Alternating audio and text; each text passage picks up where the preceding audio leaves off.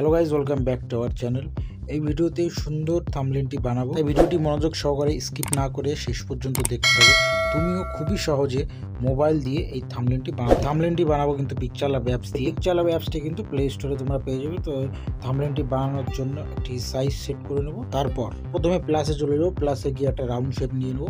Round shape নেওয়ার পরে এটা কালার করে দেবো রেড কালার। কালারটি সেট করার পরে আবার চলে যাবো প্লাসে গিয়ে একটা টেক্সট নিয়ে নেবো। টেক্সটটি যেহেতু আমাদের প্রয়োজন পড়বে না, সেক্ষেত্রে ওটাকে বাইরে করে দিলাম এইভাবে। এবার সরাসরি চলে যাবো ইরেজ অপশনটিতে। এখানে গিয়ে এই রাউন্ড শেপের উপর দিয়ে কিন্তু ছোট ছোট ডট ডট এইভাবে কিন্তু দিয়ে নিতে হবে পুরো ছবিটায়। এবার এটাকে কপি করে আরেকটি নিয়ে নেবো। এবার এই যেটা কপি করলাম এটার কালারটি দিয়ে দেবো হলুদ। ব্যাস এইভাবে এটাকে সেট করে দেবো। সেট করা হয়ে গেলে আবার টেক্সটে চলে যাবো। টেক্সটে গিয়ে আরও একটি শেপ নিয়ে নেবো। সেটি ত্রিভুজ আকার এই শেপটি নিয়ে এটাকে কালার দিয়ে দেবো রেড কালার দিয়ে। এইভাবে ছোটো করে এইভাবে সুন্দর করে বসিয়ে আরও 4টি আমরা কিন্তু কপি করে নেব। আমার টোটাল 4টি লাগবে, 3টে কপি করবো। সেইভাবে কিন্তু এগুলোকে এইভাবে সুন্দরভাবে সেট করে দিয়ে এই সব কটাকে একসঙ্গে মার্চ করা হয়ে গেলে এটাকে একটু ছোট করে এইভাবে এখানটায় এটাকে বসিয়ে দেবো। তো ডিজাইনটি এখানে বসানোর পরে আবার চলে যাবো প্লাসে গিয়ে একটি হাফ রাউন্ড শেপ নিয়ে নেবো। এটা এখানে ব্ল্যাক করে দেবো। যেহেতু এটা ইরেজ করবো সেই জন্য এটা ব্ল্যাক করে দিলাম। এর উপরে আরেকটি কপি করে নেবো। কপি করে এটাকে হোয়াইট করে দেবো। হোয়াইট কালার ইরেজ করতে খুব সুবিধা হয়। ব্যাস এই দুটোকে আবার মার্চ করে নিয়ে এবার টলারেন্সটাকে বাড়িয়ে দেবো। এবার চলে যাবো ব্রাশ টুল অপশনে গিয়ে এখানে কালারটা চুজ করে নেবো। কালারটি দিয়ে দেবো রেড কালার। এবার এটাকে কপি করে আরেকটি বানিয়ে নেবো। সেটাকে ছোট করে উপরে বসাবো একটি এবং নিচে বসাবো একটি। এবার উপরে যে ছোটটি আছে সেটা আবার কালার অপশনে গিয়ে ওটার কালারটা কিন্তু হলুদ করে। এবার আবার চলে যাবো প্লাসে গিয়ে গ্যালারিতে যাবো। গ্যালারিতে গিয়ে একটা ছবি অ্যাড করব।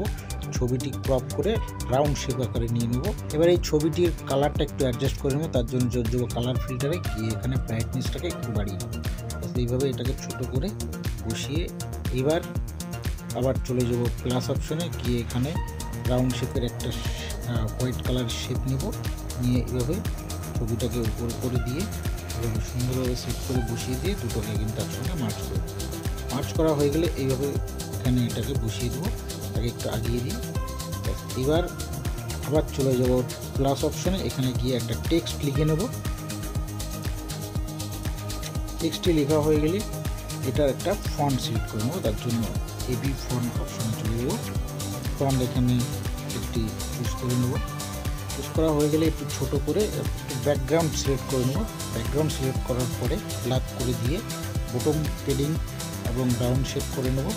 করার পরে লেফট পেডিং এবং রাইট পেডিংটাকেও একটু বাড়িয়ে দিয়ে এভাবে কিন্তু বসিয়ে দেবো। আবার টেক্সটে চলে যাব। টেক্সটে গিয়ে আরও একটি টেক্সট লিখে নেব। টেক্সটটি লেখা হয়ে গেলে পরে পছন্দ মতো একটা ফন্টও সিলেক্ট করে নেব। কালারও এখানে আমি সাদাটাই রাখবো। ফন্ট সিলেক্ট হয়ে গেলে পরে আবার প্লাস অপশনে চলে যাব। প্লাস অপশনে গিয়ে আরও একটি টেক্সট লিখে নেব। টেক্সটটি লেখা হয়ে যাওয়ার পরে আবার চলে যাব ফন্টে গিয়ে নিজের পছন্দ মতো একটি ফন্ট সিলেক্ট করে নেব। পছন্দ তো ফন্টটি সিলেক্ট হয়ে যাওয়ার পরে তারপরে এটার কালার দিয়ে দেবো আমি হলুদ কালার। জন্য কালার অপশনে গিয়ে হলুদ কালার করে দেবো। ব্যাস আমার মোটামুটি থাম্বনেলটি বানানো কিন্তু রেডি হয়ে গেল। এবার দিয়ে দেবো এর ব্যাকগ্রাউন্ডটি। কালার অপশনে গিয়ে ব্যাকগ্রাউন্ড চেঞ্জ করে নিলেই কিন্তু আমার থাম্বনেলটি রেডি। এবার এই সবকটিকে একসঙ্গে মার্চ করে নিলেই কিন্তু আমার থাম্বনেল রেডি। ভিডিওটি কেমন লাগলো অবশ্যই কমেন্ট করে জানিও। তো এইভাবে সবকটি মার্চ হয়ে যাওয়ার পরে 3 ডটে গিয়ে ছবিটি এক্সপোর্ট ইমেজে ক্লিক করলেই কিন্তু গ্যালারিতে সেভ হয়ে যাবে। তো এই ছিল আজকের ভিডিও।